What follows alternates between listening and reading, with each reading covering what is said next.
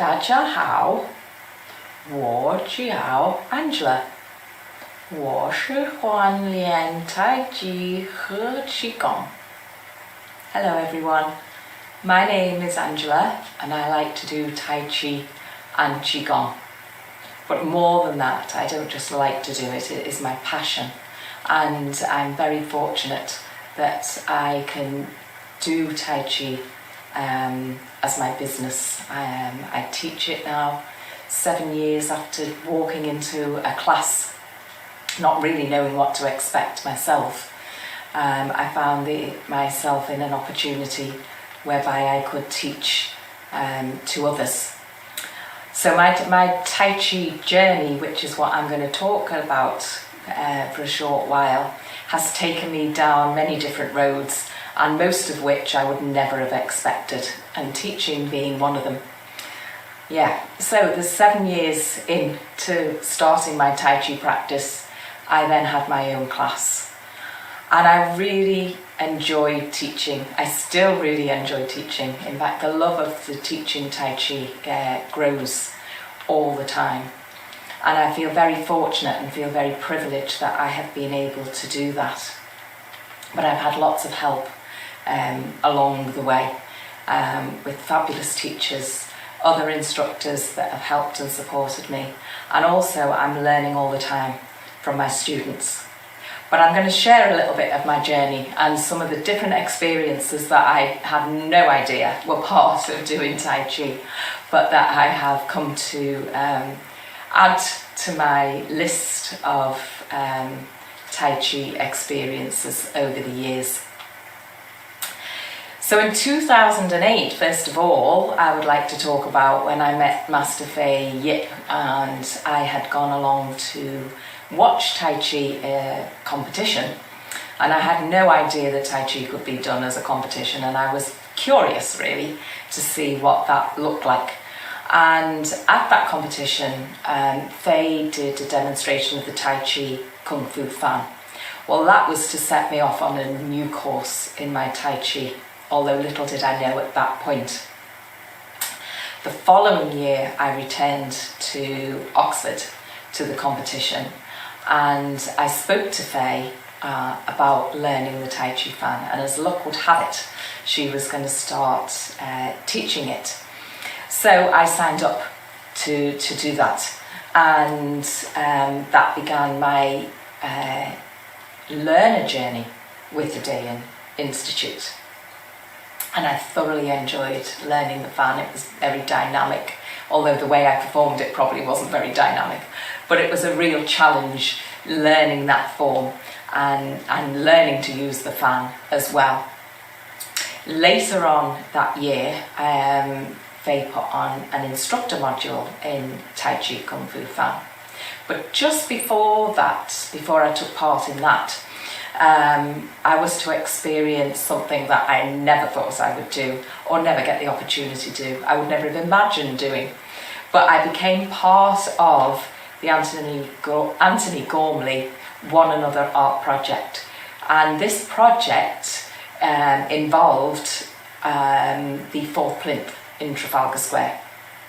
And Anthony Gormley's idea was to have somebody on top of that plinth for an hour at a time, for 24 hours a day, for 100 days, consecutive days. So in total, 2,400 people would perform or do whatever they wanted on top of the plinth as a representation of the people of this country. I was really fortunate to get picked out of tens of thousands of people that had applied. And one Saturday afternoon in October of 2009, I arrived in London to take part in this particular project. The plinth was 22 feet up high, so as well as reaching new heights in my Tai Chi, I was literally quite high up, probably the highest I've ever done Tai Chi. So I was loaded onto this plinth, and for an hour I performed the different Tai Chi forms and Qigong sets that I had thus far learnt. And my final form that I'd learned had been the Tai Chi Kung Fu Fan, and that was what I finished my hour with.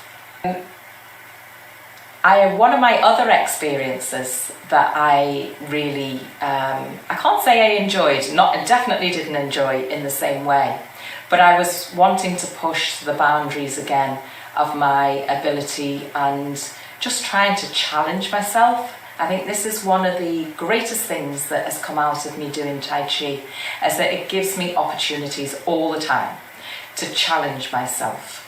And so it definitely was a challenge standing on a plinth, 22 feet up. It was only 1.5 meters wide. But feet back firmly on the ground, one of my other challenges that I wanted to try was to take part in a Tai Chi competition. I wasn't really interested in terms of winning medals, etc. Although in later years I went on to win some medals in competition, and that was great. But my reason for doing Tai Chi competition was really to push myself and to push the boundaries, and to also overcome some fears really of, taking part in competition. When I was younger, I'd had the opportunity to be in competitions for different things, such as swimming, and I always bottled out. I never had the confidence to do that. But Tai Chi has given me the confidence to at least give it a go. And my first competition, my goal was to get through the routine without forgetting it, and to also, during the routine, not to wobble or fall over, especially at the kicks. And I achieved those two goals, and I was really, really pleased. I was so pleased that I'd put myself out there in that vulnerable, in a very, what I felt a very vulnerable position. And I gave it a go. I gave it my best shot. And I achieved what I set out to achieve. And that gave me the push, really, to just try competitions in future years as well. So, one of my other highlights, of which there are many, was the opportunity to go and visit China, the birthplace of Tai Chi. And we went to Wudang Mountain, the legendary birthplace of Tai Chi. That's probably my favourite place that I have visited in China. But one of my trips to China was to Sanya on Hainan Island, and this was to experience and take part in the World Tai Chi Festival. That this was the second year it had run. The year before, Master Fei had gone out there with her father, Professor Li, and other teachers had gone out there and taken groups of students, and they had performed at the closing ceremony. So Fei wanted to do that the following year. So she got together a small group of us, and we went out with her the following year. And that was a fabulous, very, very different experience to going out as like a tourist.